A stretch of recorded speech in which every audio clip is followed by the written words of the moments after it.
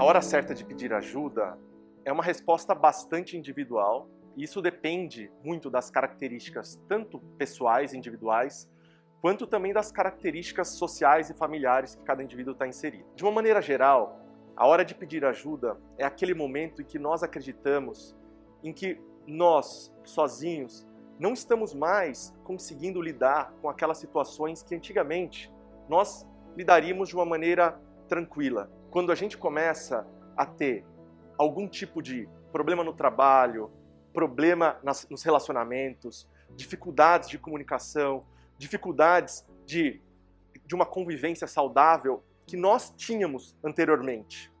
Todos esses sintomas, todas essas vivências do indivíduo que geram sofrimento tanto para ele quanto para o outro, significam que aquela pessoa está precisando de ajuda e sozinha ela não está conseguindo lidar com aquelas situações.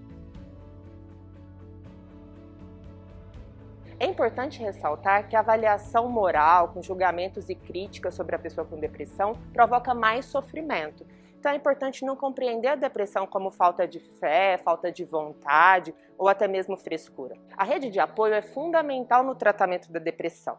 É importante, então, que a gente possa acolher, apoiar e escutar esta pessoa. Se estiver sendo sofrido para você se relacionar ou apoiar alguém que tem depressão, busque também apoio e orientação profissional. Existem alguns mitos que eles precisam ser elucidados. Uma questão muito recorrente é se a depressão tem cura. Antigamente se achava que a depressão era uma doença crônica e que o tratamento deveria ser contínuo. Hoje em dia nós sabemos que uma grande parcela dos indivíduos vão se beneficiar do tratamento e esse tratamento vai ser começo, um meio e um fim. E quando o tratamento é bem feito e bem realizado, essas pessoas conseguem sim remitir dos sintomas e encontrar o que a gente chama de cura para a doença, ou seja, não terem mais aqueles sintomas anteriormente apresentados e conseguirem ter uma vida normal sem tomar qualquer tipo de medicação. O antidepressivo vicia. A grande maioria das medicações psiquiátricas, nós sabemos que não causam vício, ou seja, não causam tolerância daquele indivíduo. Aquele indivíduo ele não precisa de maiores doses da medicação e também aqueles indivíduos eles não vão necessariamente precisar daquela medicação a longo prazo para o resto da vida. Os antidepressivos são uma classe absolutamente segura. O que geralmente a gente vê na prática são pacientes que não são bem tratados, são pacientes que vêm para a gente ainda com sintomas residuais, com vários sintomas depressivos, sutis, principalmente sintomas cognitivos, por exemplo, como dificuldade de concentração, dificuldade de atenção, ou ainda sintomas ansiosos, que acompanham também os sintomas depressivos.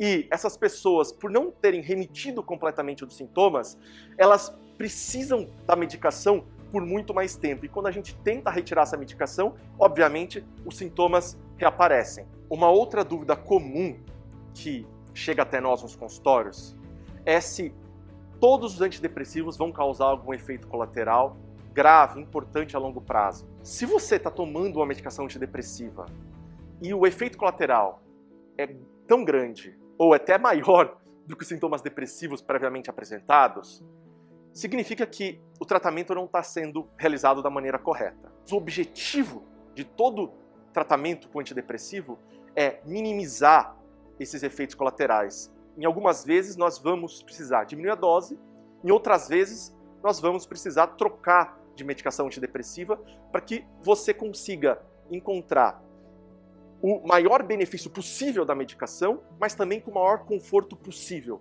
com o seu tratamento. Quando pensamos na grande chance de recorrência da depressão, podemos sim pensar que é um quadro crônico. Isso quer dizer que a depressão tem tratamento e é possível encontrar uma estabilidade. Mas isso exige que o sujeito não abra mão de um cuidado continuado.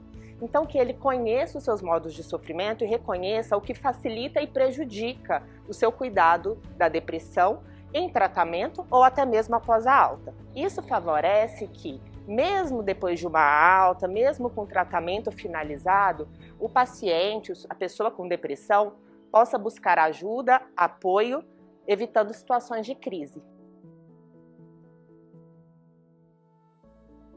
Eu tenho uma doença crônica, eu tenho uma hipertensão, eu tenho um câncer, eu tenho uma diabetes, eu tenho uma doença clínica, eu tenho uma epilepsia. É comum termos depressão ou sintomas depressivos acompanhando essas doenças? Ou seja, a depressão é uma comorbidade comum de outras patologias? Eu poderia dizer que talvez seja a comorbidade mais comum de todas as doenças clínicas encontradas na nossa prática diária. Todo médico, quando atende um paciente com qualquer tipo de doença, tem a obrigação de investigar sintomas depressivos e, quando necessário, encaminhar para um profissional especializado, seja um psicólogo, seja um psiquiatra, quando necessário. Nós sabemos também que qualquer sintoma depressivo, pessoas que apresentam sintomas depressivos, têm um pior prognóstico de todas essas doenças crônicas que a gente encontra no nosso dia a dia. As pessoas têm maiores complicações pós-cirúrgicas, por exemplo. As pessoas têm maior mortalidade por câncer.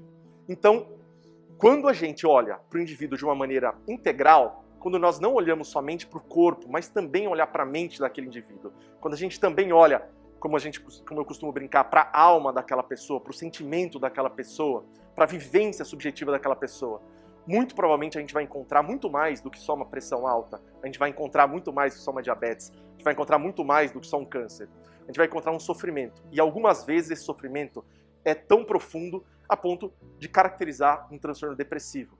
Seja você que está sofrendo de alguma doença clínica qualquer, seja você que convive com algum membro da família ou algum amigo que também convive com alguma doença clínica, fique de olho, porque isso é muito importante a ser tratado e é um tema muito importante a ser abordado.